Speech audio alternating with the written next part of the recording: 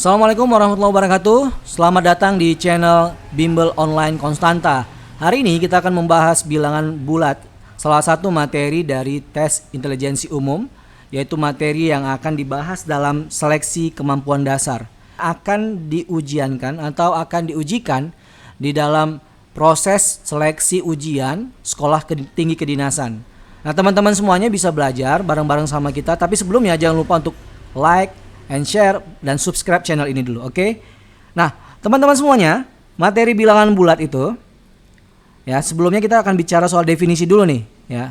Sebenarnya apa sih yang dimaksud dengan bilangan bulat, ya? Oke.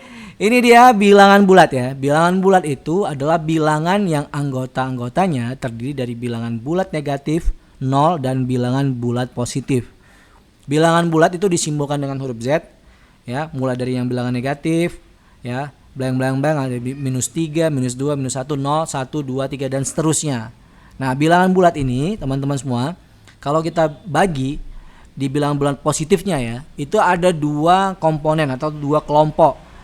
Ada bilangan cacah dan juga bilangan asli. Di mana bilangan cacah itu terdiri dari bilangan 0 dan bilangan bulat positif. Sedangkan bilangan asli itu mulainya nggak dari 0, tapi mulainya dari angka 1. Nah, gampang ya. Jadi bilangan bulat itu adalah bilangan negatif, 0 dan bilangan positif, bilangan bulatnya. Tetapi khusus untuk bilangan bulat positif, 0 dan bilangan bulat positif itu ada dua pengompokan lagi. Ada bilangan cacah dan bilangan asli. Bilangan cacah mulainya dari 0 dan seterusnya, sementara bilangan asli mulainya dari angka 1. Oke? Nah, ini ada materi lanjutannya. Jenis bilangan.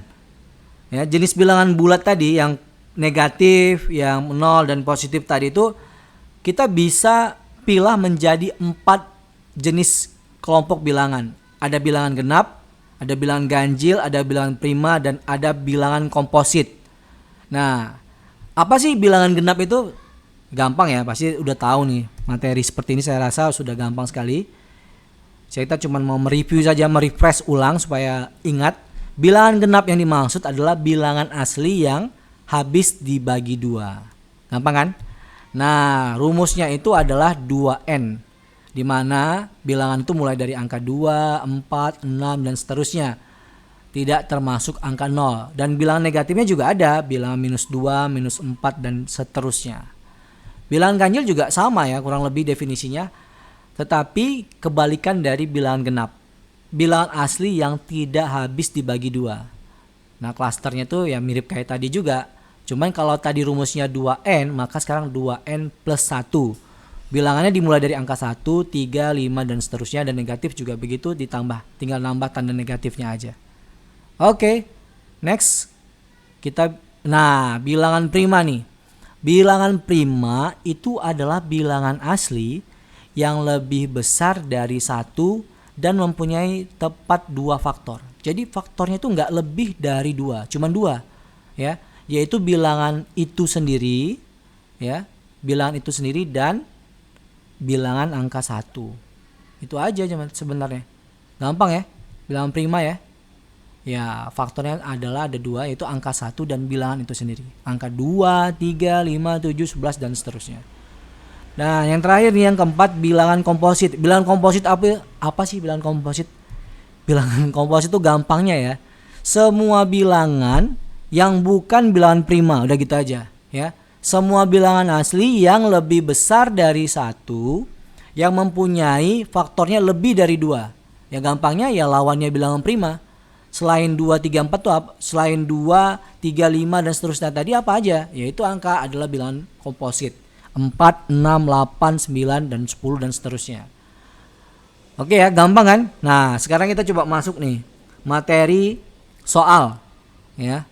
Jadi biar ketahuan nih, apa sih manfaatnya belajar bilangan, jenis bilangan ini? Jangan-jangan nggak pernah keluar soal di STAN. Ternyata pernah ya. Jadi STAN itu pernah merilis terkait soal bilangan. Itu pada saat soal USM STAN tahun 2003. Ya. Nah, ini menarik nih soalnya nih. Jadi ada pernyataan nomor 1, 2 dan 3, kita diminta untuk mengidentifikasi pernyataan mana yang benar. Jika jumlah sehimpun bilangan bulat ganjil yang berbeda adalah sama dengan 0. Nah, jadi kalau dijumlahin nih ada bilangan ganjil, baik dia negatif ataupun positif, kalau dijumlahin totalnya sama dengan 0. Logikanya sih pasti ada bilangan negatif, kalau nggak mungkin 0 ya. Nah, ada yang positif, ada yang negatif. Manakah yang berikut ini akan selalu benar? Nah, ini gampang nih harusnya ya. Oke, kita bahas nih. Angka ganjil jika dikali dengan angka ganjil, logikanya nih pasti selalu hasilnya ganjil. Contoh ya, 3 kali 5 hasilnya 15. 3 kali 7 hasilnya 21. Selalu hasilnya ganjil. Maka pernyataan nomor 1 pasti salah. Hasil kali bilangan bulat tersebut selalu 0. Nggak mungkin dong. Pasti hasilnya ganjil. Tidak mungkin 0. Oke ya.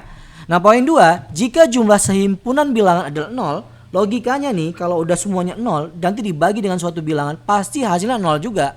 Maka poin kedua tuh kemungkinan benar. Ya, kemungkinan benar. Kita keep dulu nih. Pernyataan kedua benar.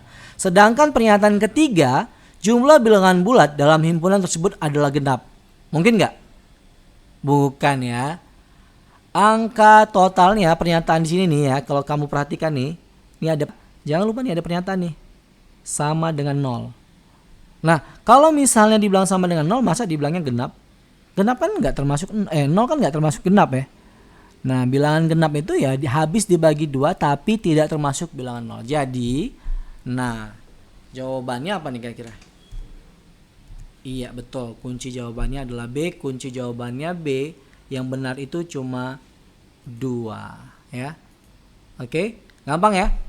Ya saya rasa itu aja salah satu contoh materi terkait persiapan untuk menghadapi ujian sekolah kedinasan di SKD ataupun juga nanti ada di soal-soal CPNS. Saya rasa itu dulu, nanti kita akan bahas next soal berikutnya, tapi jangan lupa untuk komen di video di bawah ini ya.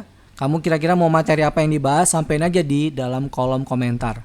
Oke, terima kasih teman-teman semua udah nonton di channelnya Bimbel Online Konstanta. Terima kasih banyak. Assalamualaikum warahmatullahi wabarakatuh.